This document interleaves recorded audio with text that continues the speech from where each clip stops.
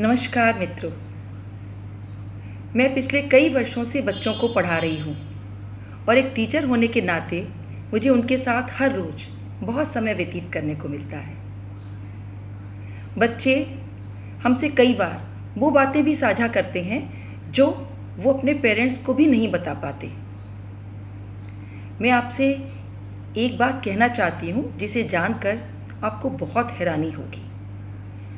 बच्चे अपने पेरेंट्स की हर बात नहीं सुनते, लेकिन वो उनकी कही हुई लगभग हर बात को अपने मन में रख लेते हैं। हमें कई बार लगता है कि हमने गुस्से में बस एक सेंटेंस ही तो बोल दिया, लेकिन वो एक वाक्य आपके बच्चे के मन में सालों साल गूंजता रहता है।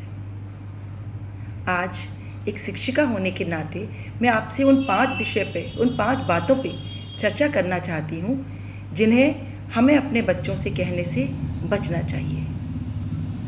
सबसे पहली बात, शर्मा जी के बेटे को देखो या मिसेस चोपड़ा की बेटी को देखो। आपसे एक प्रश्न पूछती हूँ, अगर आपके पति आपसे रोज़ रोज़ कहें, मिसेस शर्मा को देखो, कितनी स्मार्ट हैं, कितनी वेल ड्रेस्ड रहती हैं, कितने अच्छे से सब मैनेज करती हैं या कितना स्वीटली बात करती हैं, तो आप कितना मोटिवेट होंगी? आपको कैसा लगेगा? मेरे ख्याल से अच्छा तो नहीं लगेगा। फिर हमें ऐसा क्यों लगता है कि कंपैरिजन करने से हमारे बच्चे मोटिवेट होंगे? कंपैरिजन करने से मोटिवेशन नहीं आता, बल्कि इनसिक्योरिटी आती है। बच्चा सोचने लगता है कि शायद मैं जैसा हूँ वैसा अच्छा नहीं हूँ, जबकि हर बच्चा अपने आप में यूनिक होता है। हर बच्चे में कोई ना कोई प्रतिभा होती है, लेकिन अगर हम किसी मछली को पेड़ पे चढ़ने की परीक्षा दे दें तो फिर उसके तैरने की अद्भुत क्षमता का कभी आभास नहीं हो पाएगा। मुझे अपने एक स्टूडेंट की याद आती है। वो पढ़ने में अच्छी खासी थी, लेकिन जब भी उसका रिज़ल्ट आता उसके पेरेंट्स उसे उसके कज़िन से कंपैरिजन करते थे। एक दिन उसने मुझसे कहा, मैम अब मुझे अच्छा करने पे कोई खुशी नहीं मिलती, क्योंकि परिवार में कोई ना कोई मुझसे बेहतर कर ही लेता है। तो कंपैरिजन से बच्चे को मोटिवेशन नहीं मिलता, बल्कि उसकी सच्ची खुशी छिन जाती है। इसलिए हमें चाहिए कि अपने बच्चों को किसी और से नहीं, बल्कि खुद से, अपने से पहले से बेहतर करने की कोशिश करने के लिए प्रेरित करना चाहिए। और दूसरी बात, तुमसे कुछ नहीं होगा। ये एक साधारण सेंटेंस नहीं है, ये एक प्रिडिक्शन है। और दुख की बात तो ये है कि कई बच्चे इस पर यकीन भी कर लेते हैं।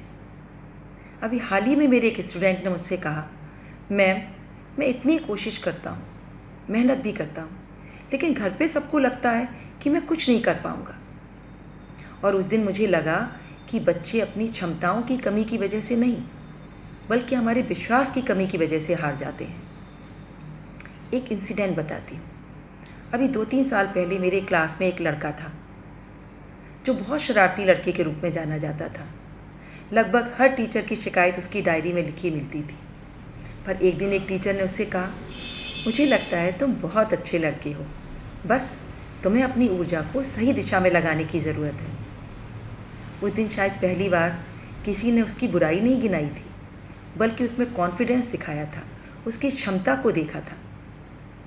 और धीरे धीरे वो बदलने लगा और अब वो बहुत अच्छे, पढ़ाई में भी बहुत अच्छा और व्यवहार में भी बहुत अच्छे लड़के के रूप में जाना जाता है। हमें लगता है कि बच्चों को डांटने की नहीं, बल्कि उनमें विश्वास, उनमें कॉन्फिडेंस दिखाने की ज़रूरत है। और तीसरी बात, हम तुम्हारे लिए कितना करते हैं, ये सुनकर बच्चों को ज़रा भी प्यार महसूस नहीं होता, बल्कि उन्हें बोझ सा लगता है। ज़रा सोचिए, क्या हम अपने बच्चों के लिए कुछ इसलिए करते हैं कि उन्हें एक दिन हिसाब दे सकें?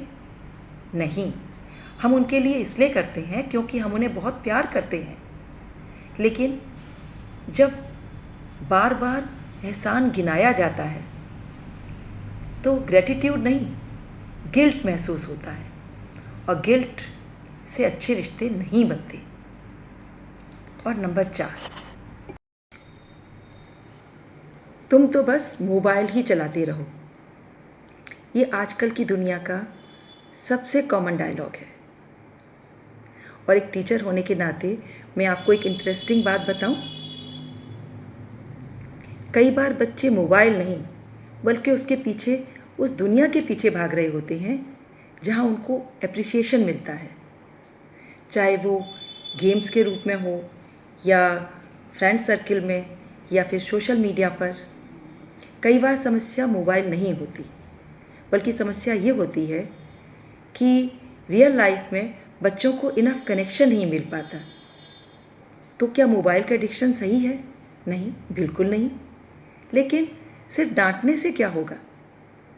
इसलिए तुम तो सिर्फ मोबाइल चलाते रहो कहने से अच्छा है कि उन्हें मोबाइल से हटने के लिए कोई रीज़न या कोई मोटिवेशन, कोई बेटर ऑप्शन दें। जैसे चलो आज थोड़ा समय साथ गुजारते हैं, कोई गेम खेलें या फिर सिर्फ बात ही करें। इससे संदेश आलोचना से हटकर मार्गदर्शन बन जाता है और आमतौर पर बच्चों पर इसका ज़्यादा सकारात्मक प्रभाव पड़ता है। और 5वीं बात, तुम कभी नहीं सुधरोगे। ये शायद सबसे खतरनाक वाक्य है, क्योंकि अगर हम ही ये कहें कि वो नहीं सुधर सकते तो फिर बच्चा क्यों सुधरेगा? बच्चे हमारे कहे हुए हर शब्द या हर वाक्य को ध्यान नहीं रखते, लेकिन उन शब्दों या उन वाक्यों में जो उन्हें उनके बारे में महसूस कराता है, वो लंबे समय तक उनके साथ रहता है। एक टीचर होने के नाते मैंने ऐसे बच्चों को बदलते देखा है जिन्हें कभी होपलेस समझा जाता था। कमज़ोर बच्चे पढ़ने में बहुत अच्छे बने हैं, शरारती बच्चे रिस्पॉन्सिबल बने हैं, डरे हुए बच्चे स्ट्रॉन्ग बने हैं। बच्चे बदलते हैं, यकीन कीजिए, बशर्ते कोई उन पर विश्वास रखे। दोस्तों, बच्चों को परफेक्ट पेरेंट्स नहीं चाहिए, बल्कि उन्हें ऐसे पेरेंट्स चाहिए जिनकी बातों में उनके लिए उम्मीद हो। देखिए, हम दिन भर में सैकड़ों बातें कहते हैं, लेकिन उनमें से कोई एक बात शायद हमारे बच्चे के साथ पूरी ज़िंदगी चले। इसलिए बोलने से पहले बस एक सवाल पूछिए, मेरी ये बात मेरे बच्चे को मजबूत बनाएगी या कमज़ोर? और अगर इसका उत्तर मिल जाए तो समझिए पेरेंटिंग की आधी प्रॉब्लम दूर हो गई, आधा सफ़र आसान हो गया।